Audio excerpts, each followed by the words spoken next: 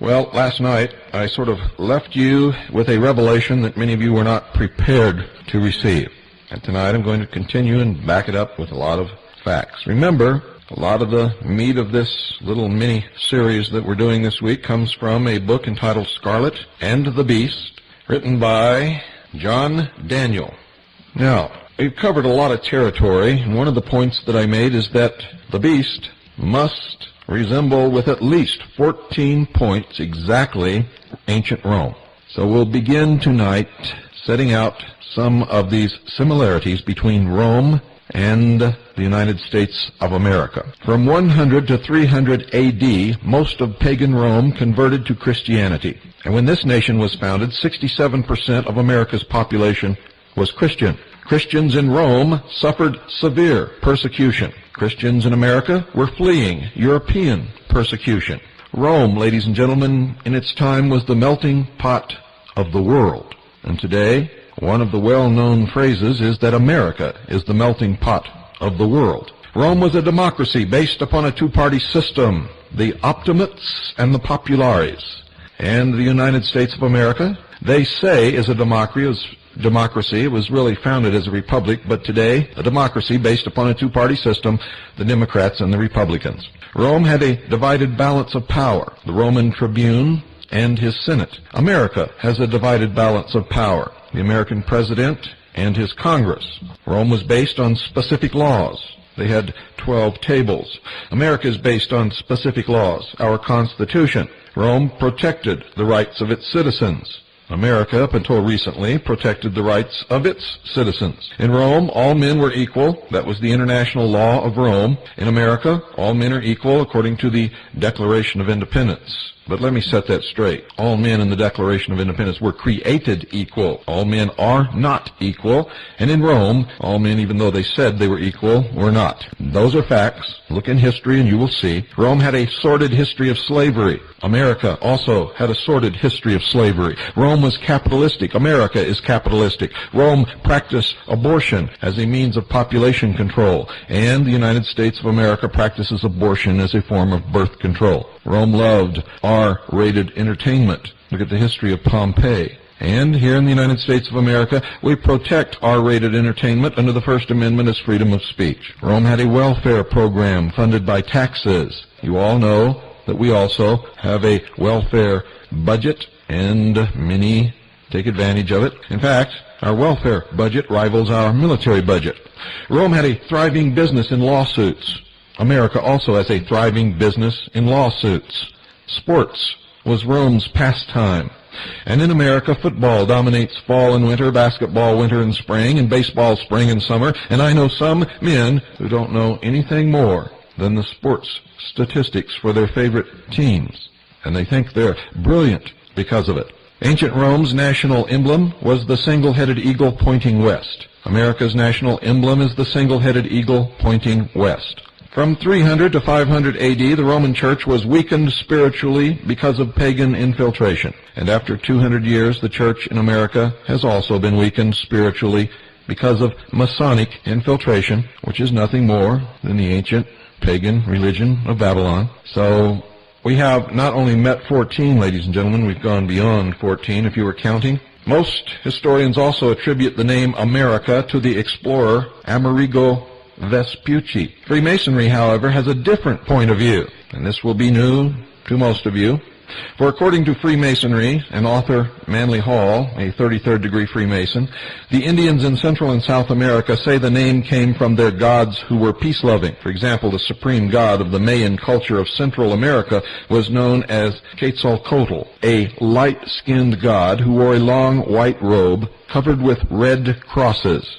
Carved in the stones of his temples were serpents. Quetzalcoatl was known as the peace-loving serpent god. Serpent god. The same god in Peru was known as Ameru, the god of peace. He was pictured as a plumed serpent. Ameru's territory was known as Amaruca. The 1895 issue of the publication called Lucifer a periodical published by Freemason Blavatsky's Theosophical Society, states this, quote, "From the latter comes our word America. Amaruca is literally translated land of the plumed serpent. The priests of this god of peace once ruled the Americas. All the red men who have remained true to the ancient religion are still under his sway." And according to author William T. Still, Manly Hall claims that since the serpent is frequently symbolic of Lucifer, it is no exaggeration to extrapolate from this that America may well mean, quote, "land of Lucifer," end quote.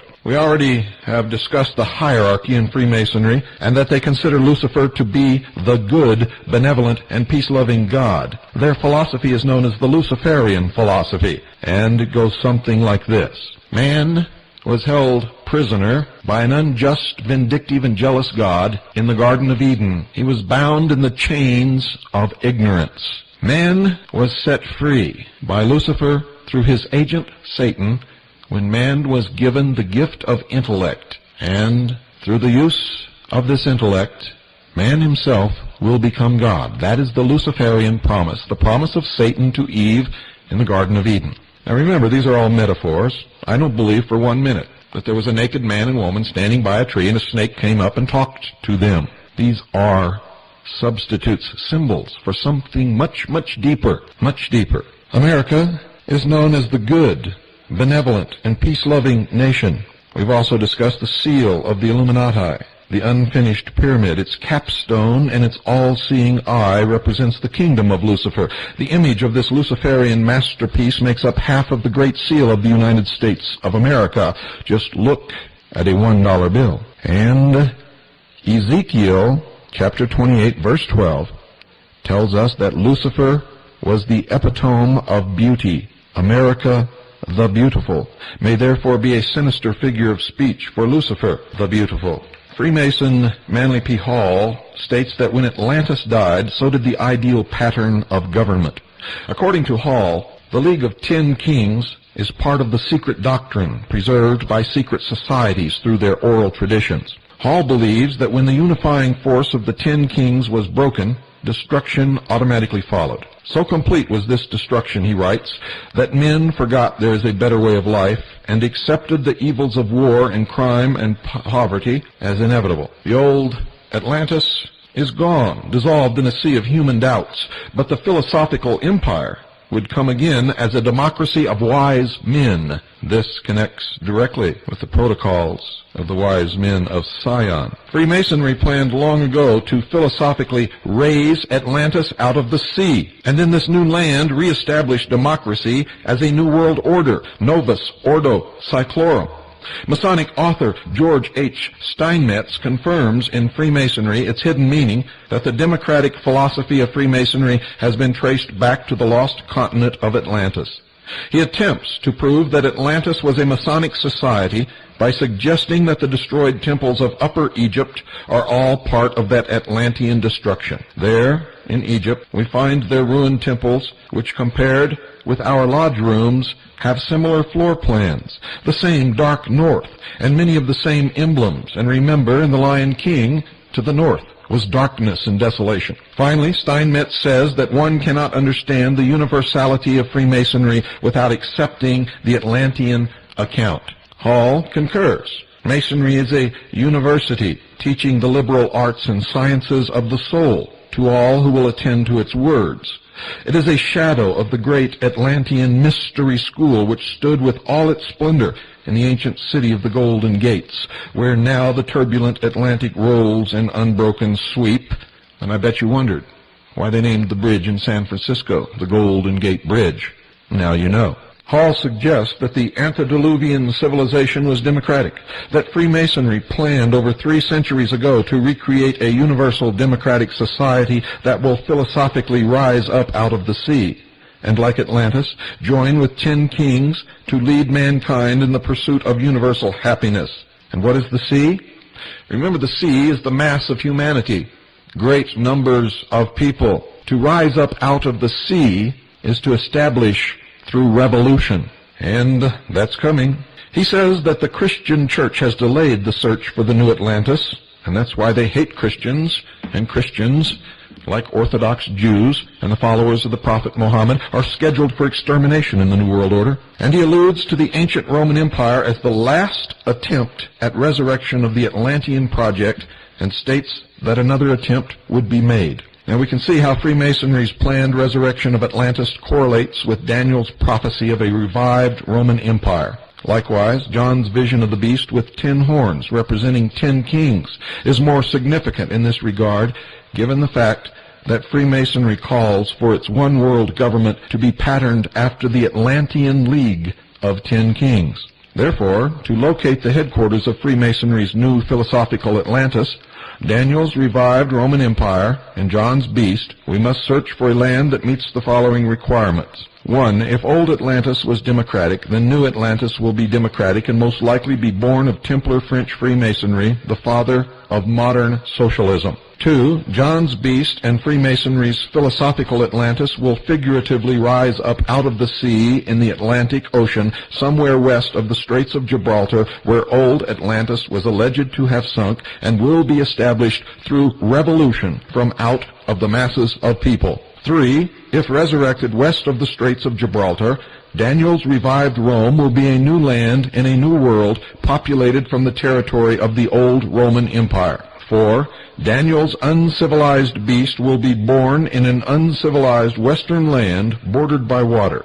From Daniel's vantage point at Babylon, a land in the extreme west. 5. John's beast will eventually unite with 10 kings, as did old Atlantis, or will be divided into 10 regions according to the plan or the world model of the Club of Rome. And on its model, the world will also be divided into 10 regions. Unlike Edgar Cayce, Manly P. Hall is not looking for ancient Atlantis to literally rise out of the sea, and neither am I, and neither should you, but I know that some of you at least have, are, and will continue to look for the sea as the literal source of the rising of a new landmass which will be called Atlantis. And you don't understand the symbology, the metaphors. You are looking at the exoteric. Manly P. Hall rather looks to America as the nation that will represent philosophical Atlantis, and so do I. And through my studies, I know for a fact that this is it. For they have made the admission over and over and over again in their writing, the esoteric writings of the secret societies, all of them. In America's Assignment with Destiny, Manly P. Hall writes, quote, "The explorers who opened the New World operated from a master plan and were agents of rediscovery rather than discoveries," end quote. And when Columbus landed upon the beach, instead of planting the flag of Spain, whom he was supposed to represent in his discovery, instead, ladies and gentlemen, this great explorer, who instead of carrying the cross of Christianity upon the sails of his ship, carried the cross, the red cross of the Knights Templars, planted a green flag with a white cross. In a second book, called The Secret Destiny of America, Manly P. Hall claims that the unifying goal of ancient secret societies was to create a new Atlantis beyond the Atlantic Ocean in what is now called America. The bold resolution, he said, was that this western continent should become the site of the philosophic empire. Still explains that America, according to this great plan, was to become the first nation to begin to establish a universal democracy or world commonwealth of nations. This quest was said to be the most noble pursuit to which a man could devote himself. And ladies and gentlemen, I would have to agree with that statement if it were done honestly and openly and for the noble purpose for which they claim. But we know that it is built upon lies and deception and manipulation, and that the men bringing it about, and it is all men, they do not practice what they preach. They are liars, deceivers, and manipulators. And there is nothing noble about the goal of these scum.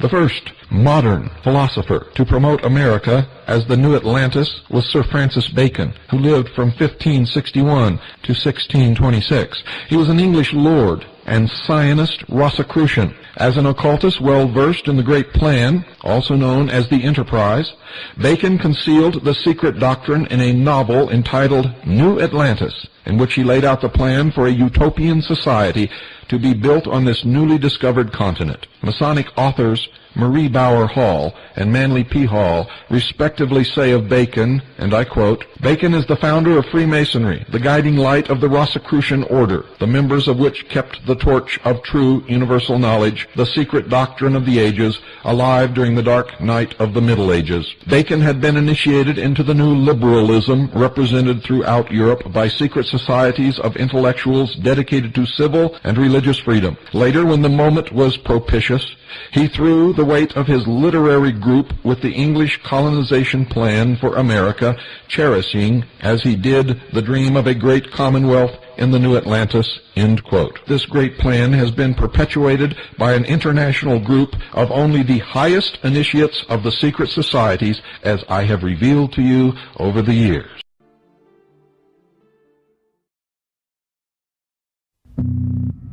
This is Zavtai Zevi.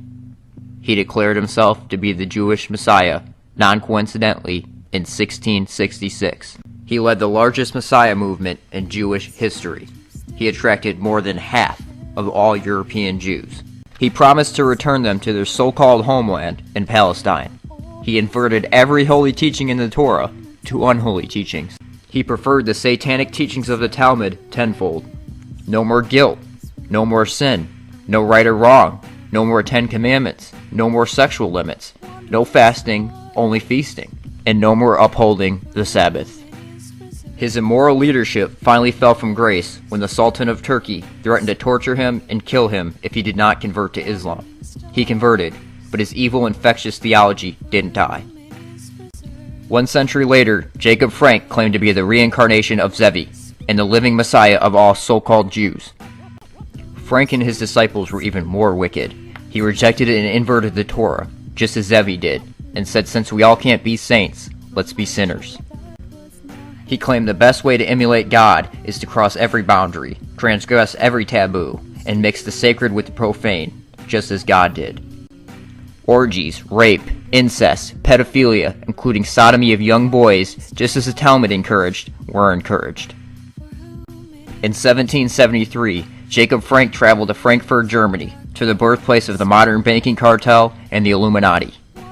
There in Frankfurt, Germany, he formed an alliance with Adam Weishaupt and A.M. Rothschild of the Rothschild banking dynasty. The purpose of the alliance with the Rothschild dynasty was to win control of the world's gold, central bank, and wealth for obvious reasons. Over time, the Rothschilds sent their agents of John Jacob Astor, Jacob Schiff, and Paul Warburg to America, where they infiltrated the privatization of the Federal Reserve System and dismantled the U.S. Constitution. The goal of Weishaupt and his Jesuits was to take control and undermine the hierarchy of the Catholic clergy. It's obvious today that Weishaupt has achieved his goal. Weishaupt also formed the Order of the Illuminati, and him and his agents infiltrated the Freemasonic lodges with his doctrine until every Masonic lodge in every nation accepted it. The goal of the Frankists was the destruction and replacement of Jewish ethics with a satanic mystic religion that is the exact opposite of the holy teachings of the Torah, which is exactly what you see today with the Talmud following modern Jews. When this unholy trinity of conscienceless men was started between Frank, Weishaupt, and Rothschild, a destructive war against humanity erupted, which we see the byproduct of today. With an endless supply of Rothschild financing, Jacob Frank became very wealthy. He was put in charge of spreading the Luciferian theology that the hidden hand would be using behind the scenes. Frank's followers were called 17 Frankists. They practiced witchcraft, alchemy, and occult rituals, including human and animal sacrifice, which we see continued to this day. The Frankists expanded their movement by masquerading as converts to other religions. They converted to Catholicism, Islam, and of course already had a stronghold in the Jewish community. The Saudi royal family is a great example of Frankist crypto-Jews, and where modern Islam stems from. The Catholic Church has been controlled by the Jesuits for a long time. It's obvious with the modern Jesuit Pope. The Frankists traded their wives, sisters, and daughters with members, and they used them to seduce powerful outsiders whom they needed in their pockets. There's nothing new about our inverted society. The Frankists have successfully taken over and spread their evil, unnatural doctrine by hiding behind the facade of the eternally suppressed Jewish people. Evil pedophiles was a thing back then that we see continue to be echoed to this day in our elite class. We need all your help to expose who the real hidden hand is. Keep your eyes open, question everything, and much love to you all.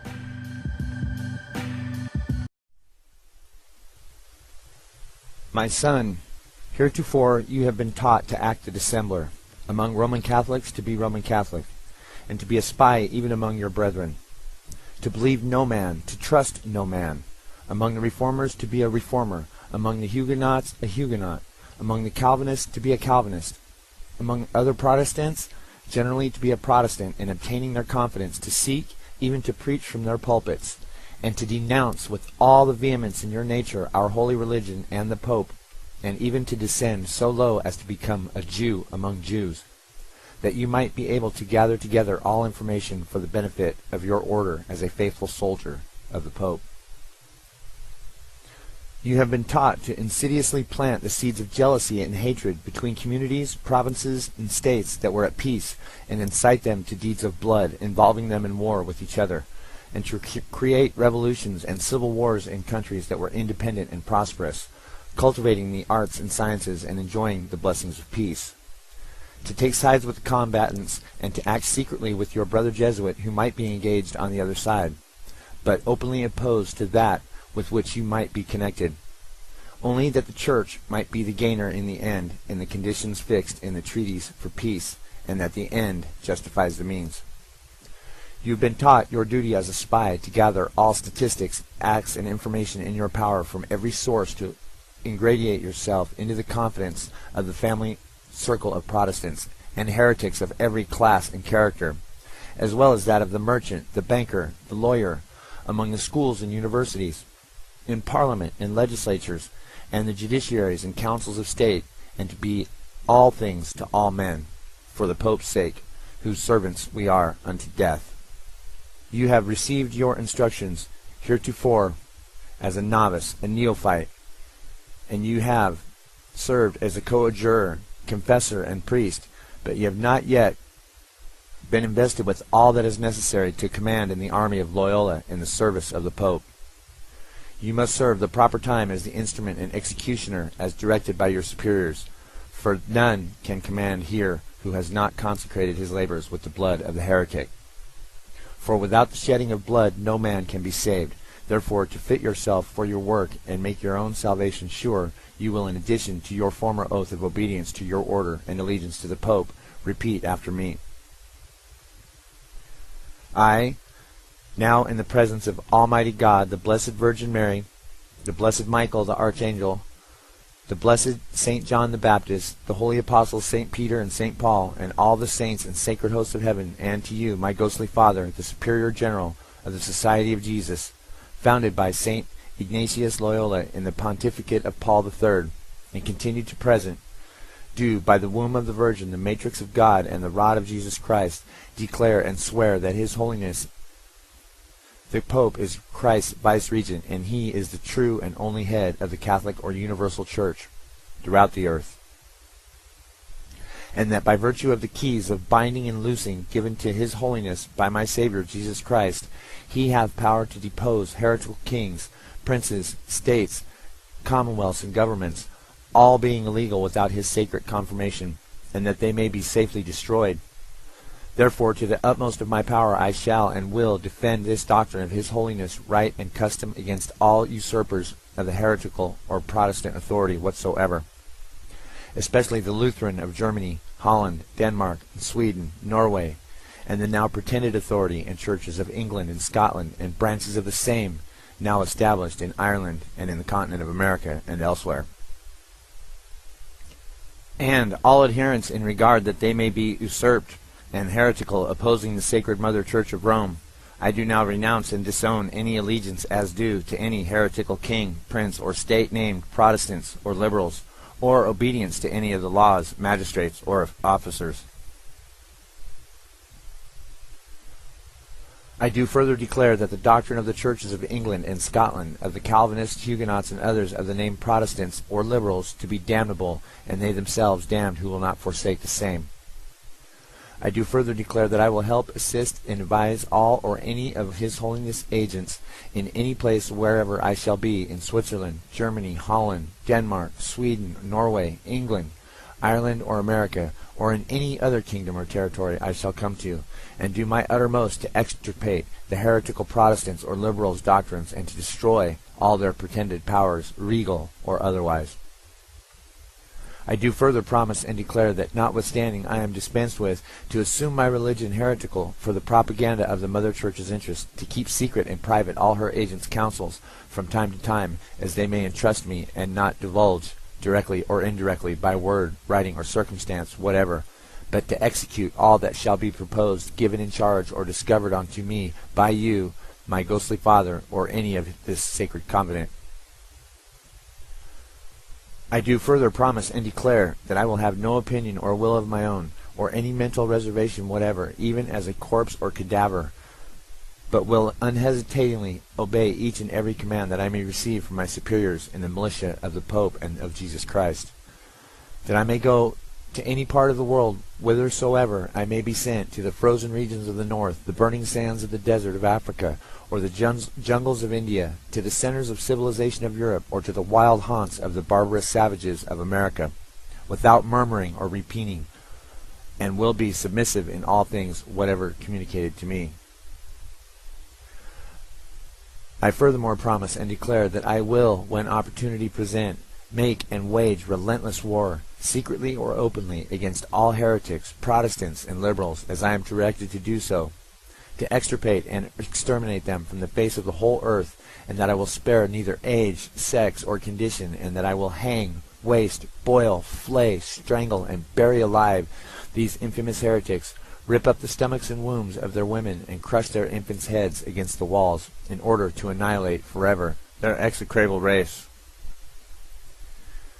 That when the same cannot be done openly, I will secretly use the poisoned cup, the strangulating cord, the steel of the poignard, or the leaden bullet, regardless of the honor, rank, dignity, or authority of the person or persons, whatever may be their condition in life, either public or private, as I at any time may be directed to do so by any agent of the Pope, or superior of the Brotherhood of the Holy Faith of the Society of Jesus.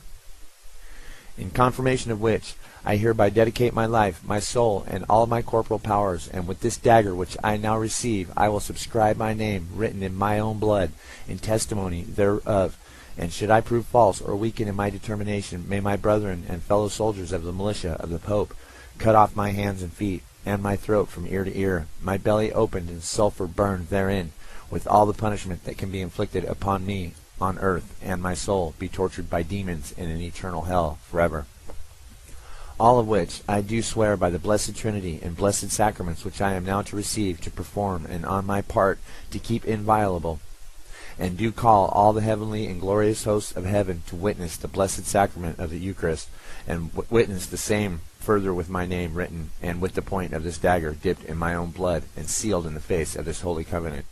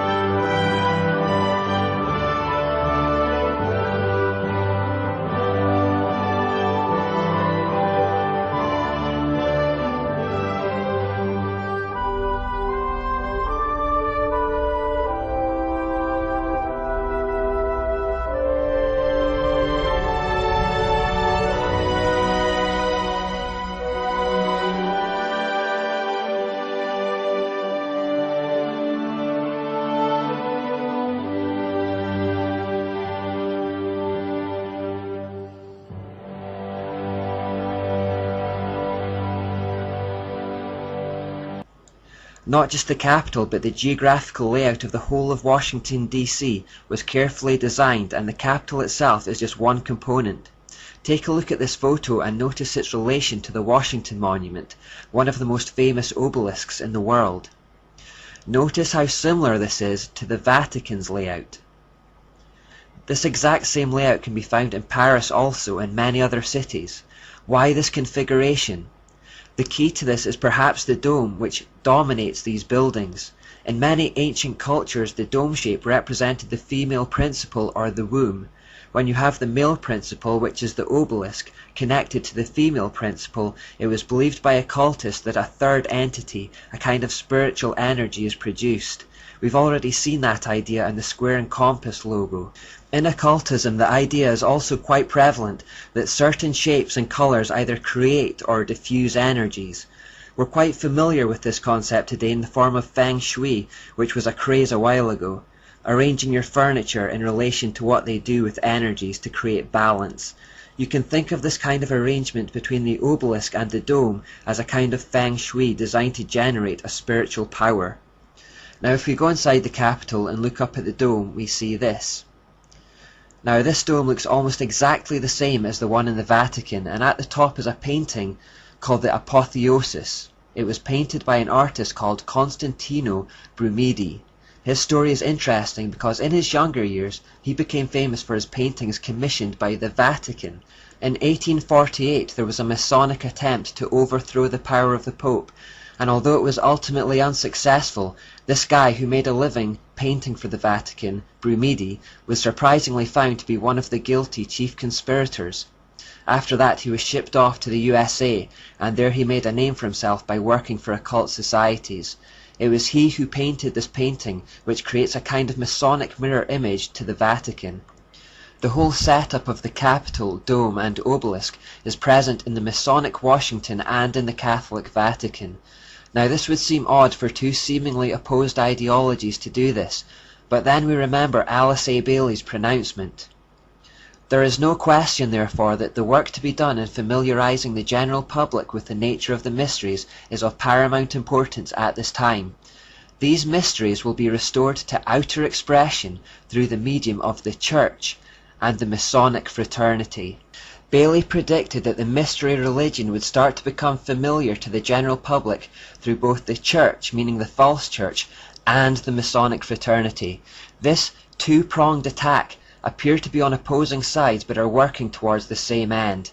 Remember that the founder of the Illuminated Masons, Adam Weishaupt, had actually come from the Catholic Jesuit order, but after creating the Masonic Illuminati, he claimed to be anti-Catholic. The Masons and Church appear to be opposed, but in fact are both puppets of Satan. At the top of the Capitol dome we find this statue, who symbolically faces east towards the sunrise. This is the goddess of reason who the French enthroned at Notre Dame, or as we've come to know her since the beginning of this study, Asherah or Ashtoreth. She pops up absolutely everywhere. This particular idol was designed by a Freemason, Thomas Crawford, and is standing on top of a spherical shape which almost certainly represents the earth, around which is written in Latin, E pluribus unum. This means, out of many, one. Now remember, there's always a light side and dark side to every symbol, so the lighter good meaning for public consumption is calling for the unity of the American people, which was made up of immigrants. The dark hidden meaning is that the whole world will be united under the feet of this enigmatic goddess. The American form of Asherah is mostly known as Columbia. The DC in Washington, D.C. actually stands for Washington District of Columbia, so effectively it's like saying that it's her district, her territory where she rules. Now the definition of apotheosis is the exaltation of a subject to a divine level. So who are they exalting to a divine level here? Well, if we look closer, we see that it's the same man who stands under the dome, George Washington.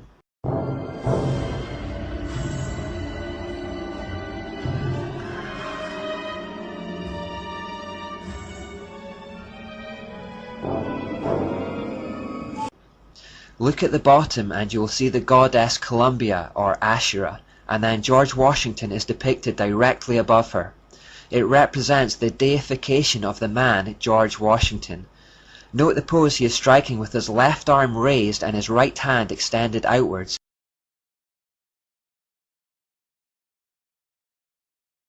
He was depicted in a similar manner when this statue was commissioned. Now this statue is again elevating Washington to a position of God, as it was modelled on Zeus. It was meant to go on display at the Capitol, but after it was found to make people uncomfortable, it was moved to the Smithsonian Museum instead.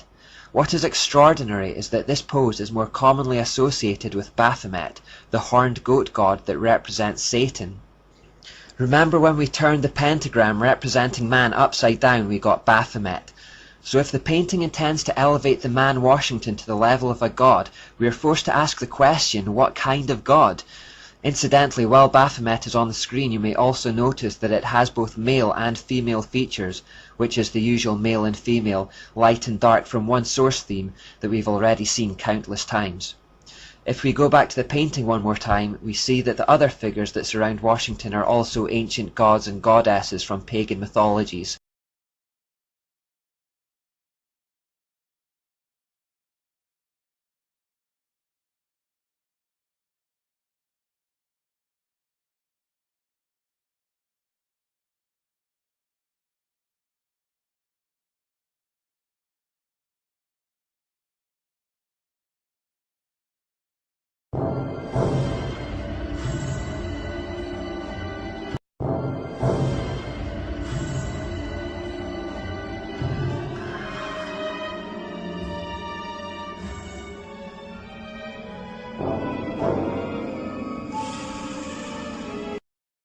The likes of Atlantis, Venus, Vulcan, Ceres and Minerva, all in reality just demons looking for worship. Directly beneath the dome is the Capitol's crypt, and on the center of the floor there is a bronze sun symbol. This symbol is geographically the literal center of Washington, D.C., and all street addresses are attributed in relation to it. You will actually find many pagan gods littered all around the Capitol building. This is just one final example representing Mars to be found near the entrance.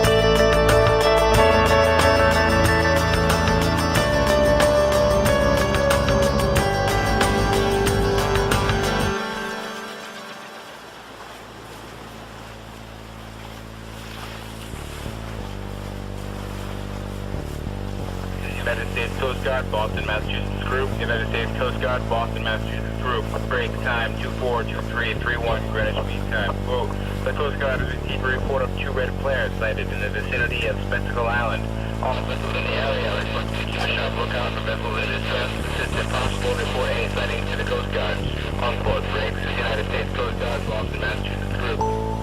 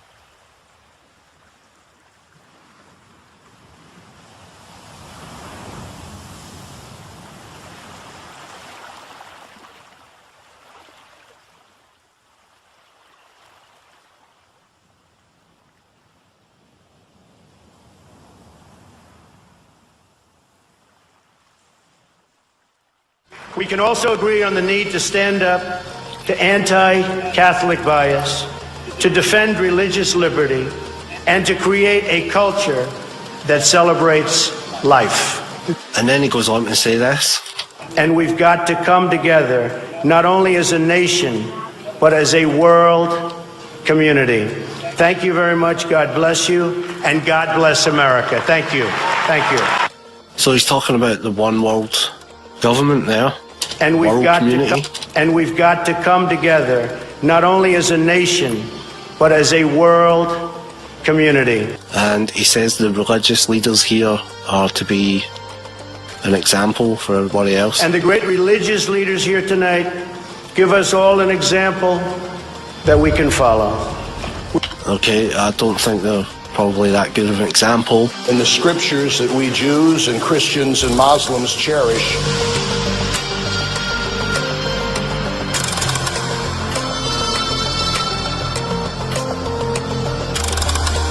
we've got to come together, not only as a nation, but as a world community.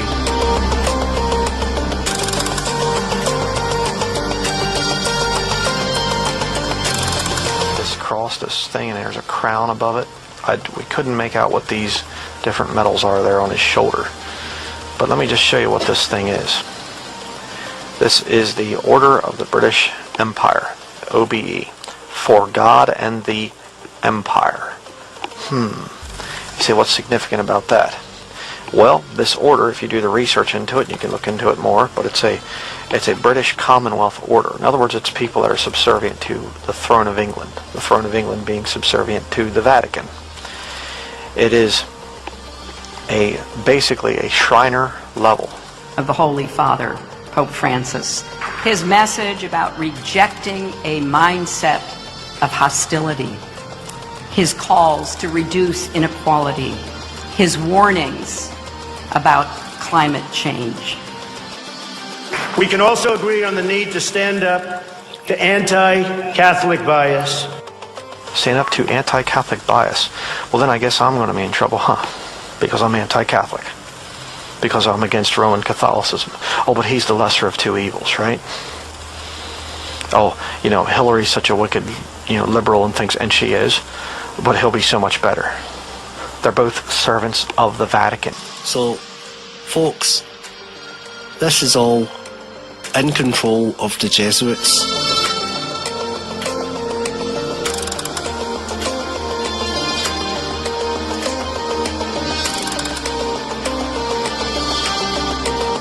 So the joke being here is that Henry Kissinger and the other people that he mentioned are Catholic. I mean, what you're getting told here is the truth in the form of jokes. And without the amazing support of the many devoted Catholics on stage. Catholics like Henry Kissinger, Howard Rubenstein.